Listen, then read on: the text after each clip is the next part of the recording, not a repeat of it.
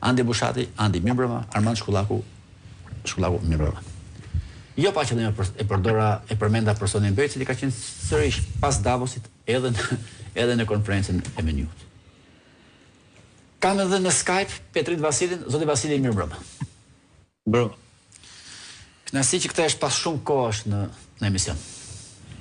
Pak për fajin tim, jo për fajin tënd. Për qenë korrekt. Po e filloj me ty, me qenë se mungesa është e gjatë. Kam dashur që t'ju lë kohë të reflektoni pas ngjarjeve tek Partia e Lirisë. Si e gjykoni vendimin e Ramës ose pamundësinë e Ramës për të pasur takimin e Meny dhe zgjedhjen e tij për takuar Dash Sulën?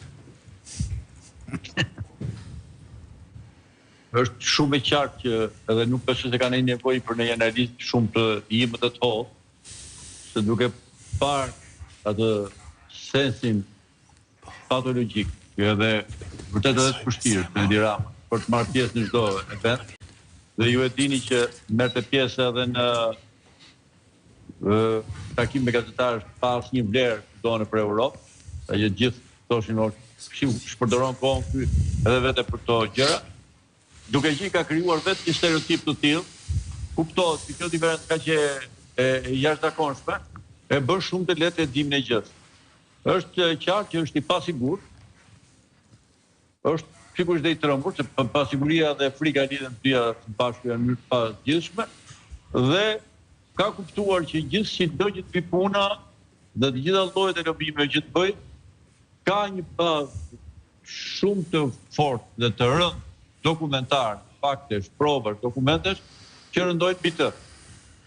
Dhe ky e kupton më së miri që cili do qoftë lobimi i momentit, që sigurisht bëhet sepse ka plot të gatshëm për të rrëmbyer para, duke përfituar nga halli i tij, nuk i zgjidhin dot problemet deri në fund. Dhe për këtë çështje është përqendruar, po themi, më tepër brenda për atë që quhet në kohën e parë thoshin forcimin e rrallëve, edhe të kemi sa më të fortë popullin e partinë brenda etj, dhe merret me këtë gjë, sepse shpenzimi i kohës me Dash Sulën, për cilin s'kishte kohë për të shpenzuar asnjë, dhe merret me Edi Rama, kuptohet që ai vlerësimi, devalorizimi i Edi Ramës është në kufitë ekstrem. Ajo që mbetet është kjo, që rekordet e tia janë kaq të pakapërcyeshme, saqë çdo lloj vajtje e tremb Edi Ramës se mund ta përballë me ngjarje të papritura, të cilat e bëjnë të pamundur që ai të mbrohet dhe të bëhet, sepse kuptohet i gjithë një pjesë e mirë e establishmentit, shumë të blinduar mirë me para dhe me një mirë elemente të tjera që ishte e fillonte nga Amerika dhe vazhdonte gjithsesi në Europë, pasi kemi pas një Europë të molepsur deri në kryq me diplomacinë e famshme të Havjarit, sigurisht i krijonin siguritë e tjera dhe ju me drejt ta kthejmë emisionin që mund të bini një sekretar shteti i cili sot është në vendin e tij, nuk hyn dot më në atmosferë dhe nuk vetë dot në fundi. Por kjo situatë ka ndryshuar dhe pikërisht përpara kësaj situate, një Edi Ramë që i mësuar, Vasili, duket se ka ndryshuar.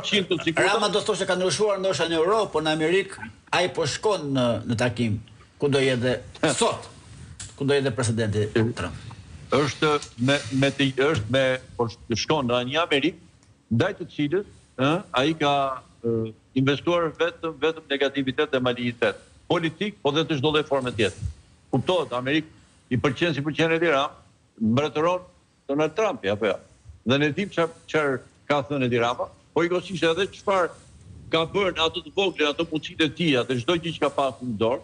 Ju e dini që me asnjë nuk besoj se ka harruar që mandatin e parë të Trumpit, Edi Rama ishte përgati të hapte ekspozita dhe të promovoni librin e fitores Lady President Hillary Clinton. Ata do i merrnin masat, po gjithsesi dhe në këtë pikpamje është e qartë që zhytja e tij kaq thellë në establishmentin e dikurshëm sorosian dhe kuptohet në një Amerikë në cilën polarizimi në këtë drejtim besoj është më i fortë dhe më i ashpër se kur, dhe të djel një personazh, një fantastik si Edi Rama që është futur mes këtyre lorëve të mëdha, sigurisht që ky është një asgjë që po bëhet atje, nuk besoj se ka ne i merr akta kurse njëri se nuk është ai për një faktor komplet i parëndësishëm edhe i diskredituar në gjitha pikpamjet. Ndaj dhe shikoni Dashin, pastaj pat çfarë thatë për Ivanka Trumpin, e cila detyruar të qinte dhe fotot me Edi Rama. Pra është bërë një njeri që duhet të rish larg sepse të ndyn po të rish afër.